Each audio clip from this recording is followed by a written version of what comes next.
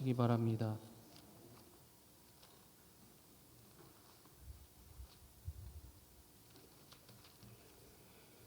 예, 5월 마지막 주일에 어떻게 보면 그야말로 가정에 대해서 아름다운 찬양을 우리 엘피스 앙상블이 연주했습니다. 예, 여러분들 보니까 입술로 달막달막 하시면서 같이 찬양 부르시는 게 무척 보기 좋았습니다. 우리 엘피스에게 박수로 격려하겠습니다. 예, 잠시 기도하고 하나님 말씀 듣습니다. 은혜로우신 주님, 이 시간 말씀하여 주옵소서. 말씀 들을 때에 주의 영이 우리의 심령 속에서 약동하게 하시고 아버지 하나님께서 주시는 기쁨과 감사와 용기가 우리의 심령 속에 가득하게 하여 주옵소서. 전하는 종을 불쌍히 여기시고 주의 말씀을 손상 없이 운반하는 말씀의 운반자가 되게 하여 주옵소서. 예수님 이름으로 기도하옵나이다. 아멘. 오늘 2부 예배 나오신 모든 분들 하나님의 은혜 가득하기를 축원합니다. 예, 주보 보시고 예배 인도하는 거 들으셨으니까 오늘이 무슨 주일입니까? 예, 성령 강림 주일입니다. 우리가 삼위일체가 복잡하긴 하지만 성부 하나님, 성자 예수님, 성령 하나님이 한 분이시라는 것 정도는 우리가 알고 있습니다. 그런데 참 안타깝게도 성령 하나님에 대해서 아는 게 별로 없습니다. 왜냐 그러면 이것은 사도신경의 영향이 굉장히 큰데요. 여러분들 사도신경 외시죠? 언뜻 기억이 안 나는 분들은 찬송가나 성경책 껍데기 한 장을 이렇게 넘기면 사도신경이 나오는데 거기 성부 하나님에 대해서 뭐라고 되어 있냐 그러면 나는 천지를 창조하신 전능하신 아버지 하나님을 믿는다. 그렇게 처음에 되어 있습니다. 그러니까 하나님에 대해서는 얘기할 게 천지를 창조하셨다. 전능하시다. 그런데 그분이 옆집 아저씨가 아니고 누구다? 우리의 아버지다. 그러니까 전능하시고 천지를 창조하신 아버지 하나님. 우리는 믿음의 내용을 성부 하나님에 대해서 고백할 수 있어요. 예수님은 길어요. 성령으로 잉태되신 거, 십자가에서 달려 죽으신 거, 3일 만에 부활하신 거, 그리고 다시 오실 것까지 길게 되어 있으니까 예수님에 대해서도 고백할 내용이 많은데 성령님에 대해서는 뭐가 있는지 아셔요? 그냥 성령님을 믿는다. 끝이에요. 아유, 얼마나 빈약했으면 달랑 믿는다 하나밖에 없는가. 여러분, 그런데 우리는 성령님에 대해서 알기도 해야 되고 그리고 고백할 수도 있어야 되거든요. 그래서 제가 성령님에 대해서 오늘 말씀을 드리는데 고리, 믿음의 고리 같은 걸 여러분들한테 설명을 좀 드리고 싶습니다. 첫 번째는 세상의 비밀이신 하나님입니다. 자, 저를 따라서 하세요. 세상의 비밀이신 하나님. 세상 살면서 하나님 모르면 골치 아픕니다. 세상이 잘 안 보입니다. 봐도 본 게 아닙니다. 이해가 도통 안 됩니다.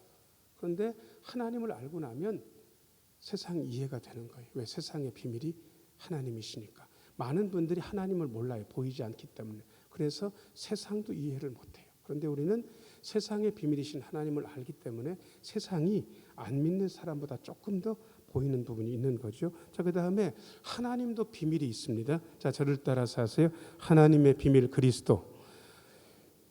철학자들은 하나님에 대해서 이러쿵저러쿵 얘기합니다.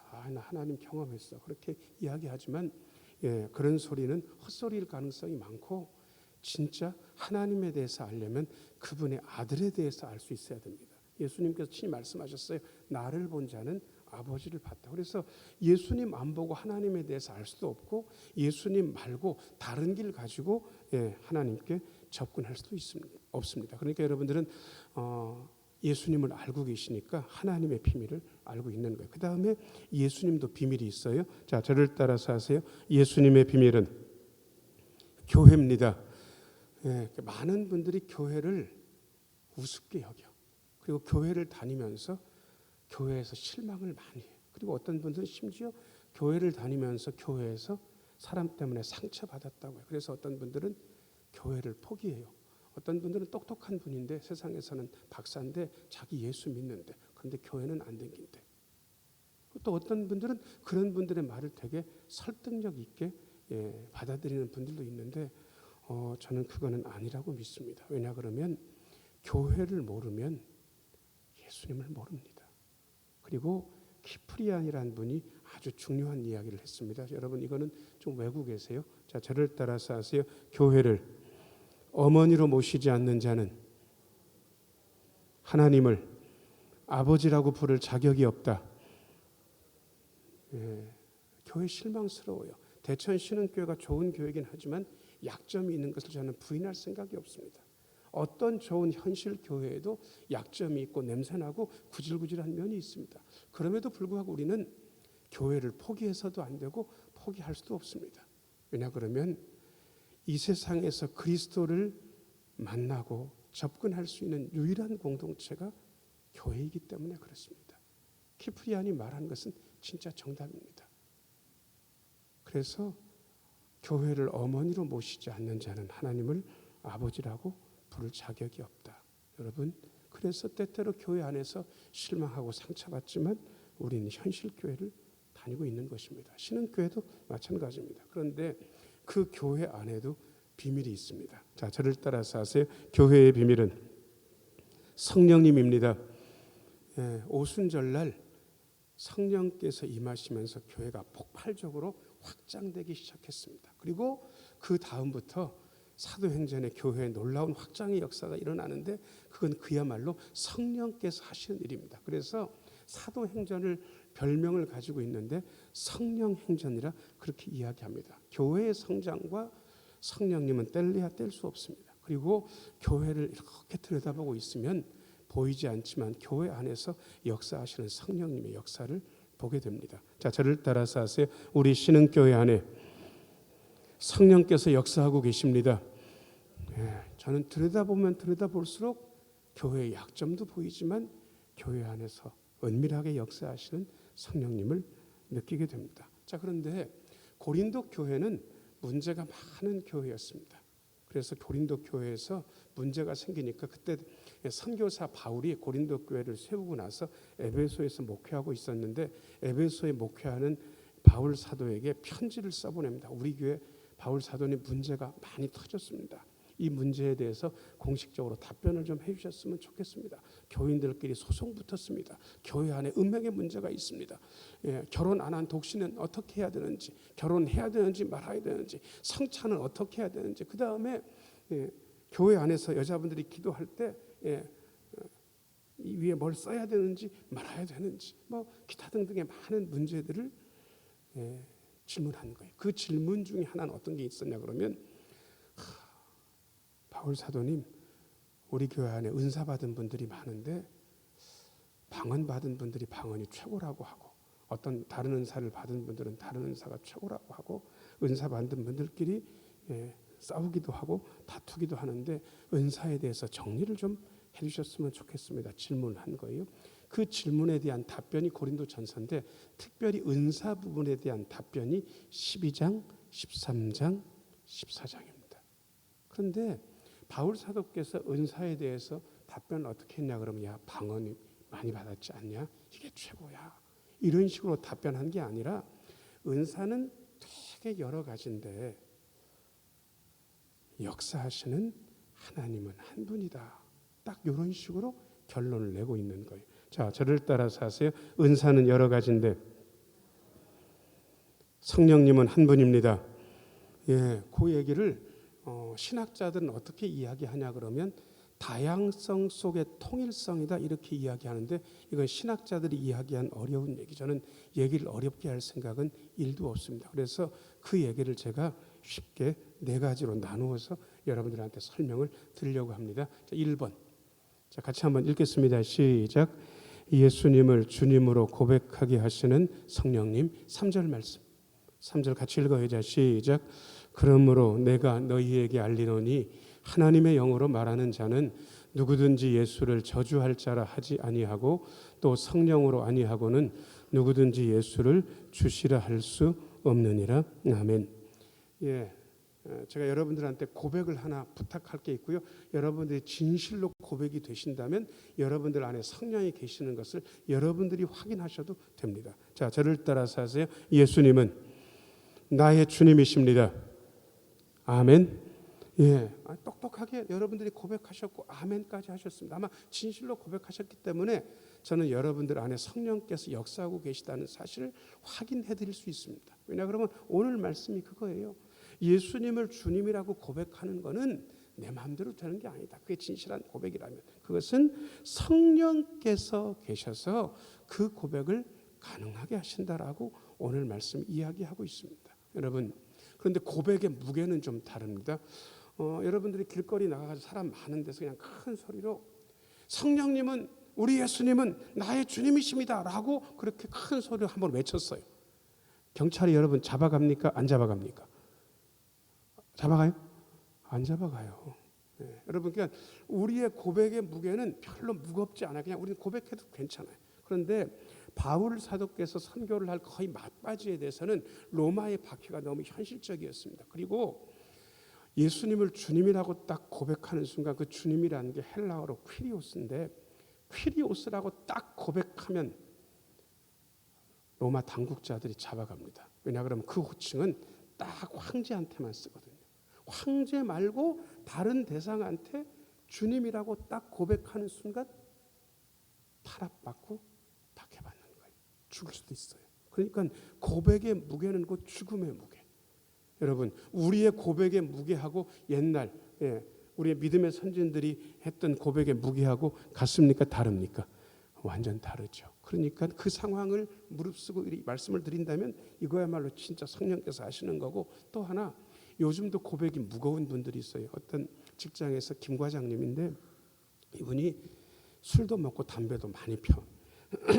심지어 이분이 교회 다니는데 교회 집사예요. 그런데 여전히 술도 먹고 담배도 피고 있는 거예요. 그리고 이분이 참 마음에 걸리는 게 뭐냐 그러면 꽤 큰 회사인데 회사 구내식당에서 밥을 먹는데 한 번도 밥 먹기 전에 기도를 못 해봤어요. 왜냐 그러면 자기 술도 먹고 담배도 피고 그러니까 기도하기가 창피해가지고. 그런데 어느 날 그분이 은혜를 받아가지고 이건 아니다 싶은 거예요. 그래서 점심 먹기 전에 식판밥을 앞에다 놓고 그야말로 한 직장 15년 댕겼는데 처음으로 이 김 과장 집사가 고개를 딱 숙이고 한 15초인가 20초를 기도를 했는데 옆에 있는 사람들이 밥을 먹질 않고 그 김 과장 얼굴을 이렇게 보고 있는 거예요.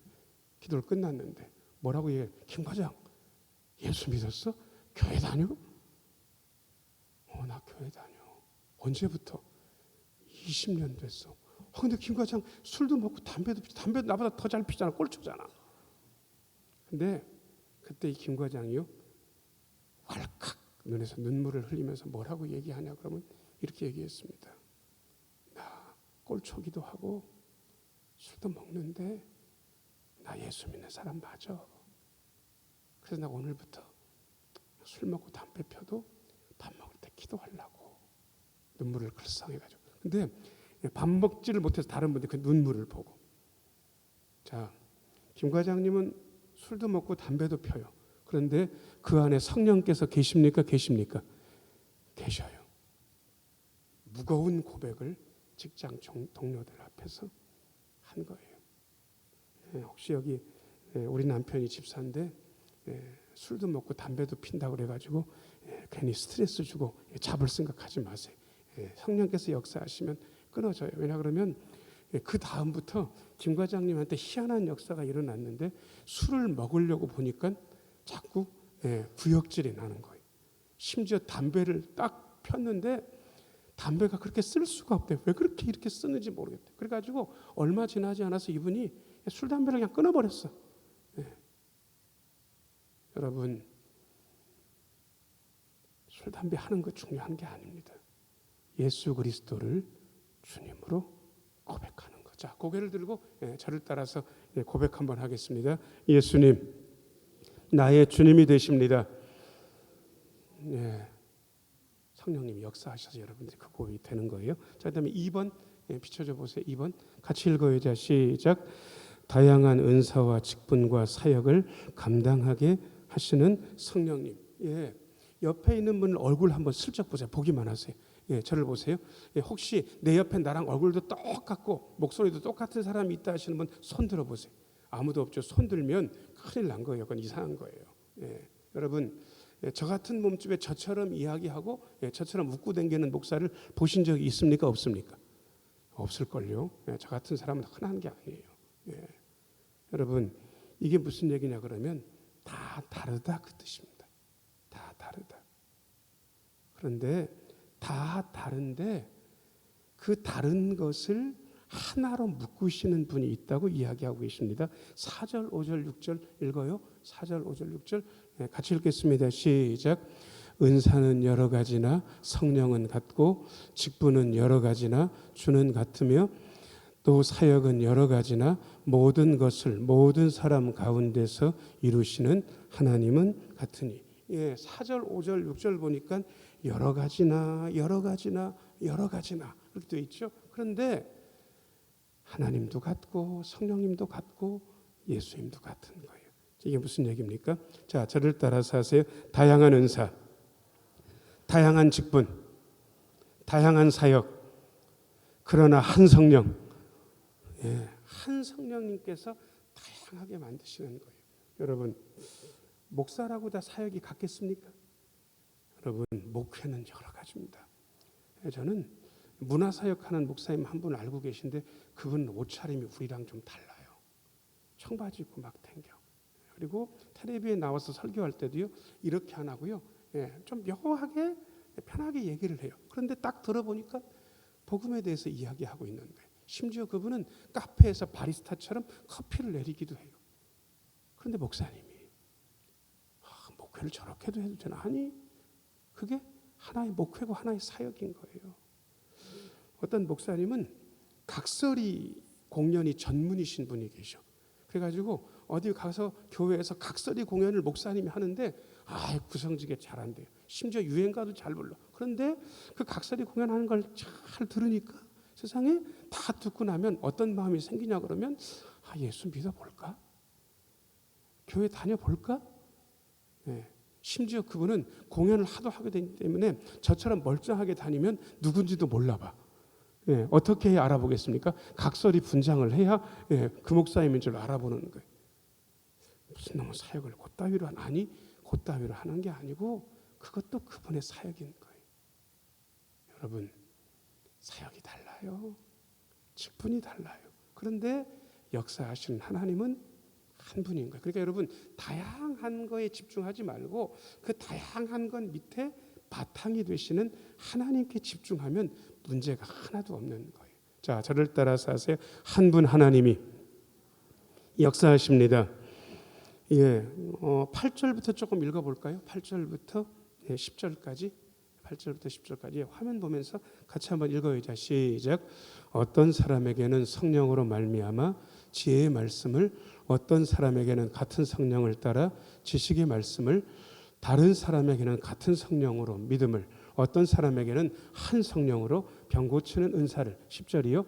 어떤 사람에게는 능력 행함을, 어떤 사람에게는 예언함을, 어떤 사람에게는 영들 분별함을, 다른 사람에게는 각종 방언 말함을, 어떤 사람에게는 방언들 통역함을 주시나니. 여러분, 10절까지 10절 붙잡고 해서 10절까지 보니까 은사가 하나입니까? 여러 가지입니까? 여러분들이 받은 은사도 있고 난 저쪽에 요거 같다. 남들한테 얘기는 못해도 난 딱 저거다. 그리고 딱 쉬운 은사가 있어요. 밑에서부터 세 번째 줄 보니까 뭐가 있습니까? 우리가 잘하는 은사. 방언. 여러분, 방언은 귀한 은사입니까? 흔한 은사입니까? 아니, 뭐 내가 받았으니까 귀하다고 하지 말고 하는 분들이 적어요, 많아요? 많아요. 그냥 은사 받았다 그러면 대충 방언인 거예요. 그런데 여러분, 방언도 쉽진 않아요. 왜냐 그러면 제가 초등학교 6학년 때 기도원 가가지고 방언 받았어요. 얼마나 좋은지. 진짜 하나님이 살아계시고 내 속에 영이 막 약동하는 걸 느껴가지고 은사 체험을 깊이 하면서 좋았어요. 그런데 그 은사 때문에 교회에서 문제가 생겨가지고 어린 제 마음에 이거 방언 기도하면 교회에서 싸움 난다. 하면 안 된다. 그래가지고 아예 방언이 나올 때마다 입을 꼭 봉해서 어떤 때는 제 입을 그냥 이렇게 막 때리면서 안 했어요. 석 달 지나니까 못 하겠더라고요. 잘 됐다. 골치 아픈 거 뼈 떨어졌나 보다. 근데 세상에 너무 답답한 거예요. 기도도 안 되고. 대학교 딱 들어갔는데 저희 아버지 목사님이 넉마주의 공동체에서 선교하실 텐데 하나밖에 없는 아들이 기도도 잘 못하고 안 되는 걸 보시고 여름방학 때쯤에 야, 너 기도원 가가지고 방언의 은사를 회복하라고 저한테 기도원 갈 기회를 주셨어요. 그래가지고 버스를 타가지고 어딜 갔냐 그러면 제가 그때가 86년도쯤 됐어요. 한월산 기도원을 갔습니다. 여러분, 전설의 한월산 기도원, 거기 원장님이 누구신지 아시는 분 알아요? 누군지 아셔요? 그분이 그 장애인인데 이천성 목사님이라고 욕을 잘하는 목사님이에요. 얼마나 은사도 충만하시고 한때 날렸던 목사님이죠. 거기 가니까 저한테 너무 은혜가 되는 말씀을 해주셨어요.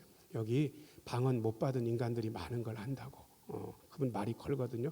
걱정하지 말라. 절대로 금식하지 말고 기도원에서 주는 밥을 꼭꼭 먹고 그 다음에 계속해서 집회를 참석하면 금요일쯤 되면 사람이면 다 방언 은사를 받고 개만 못 받고 내려가니까 걱정하지 말고 금요일까지 기다리라는 거예요. 그래서 금요일까지 밥을 있는 대로 다 먹어가면서 열심히 기도를 했단 말이에요. 그런데 여러분, 금요일 기도원에서 내려갈 때까지 제가 방언의 은사를 회복했겠습니까? 못했겠습니까?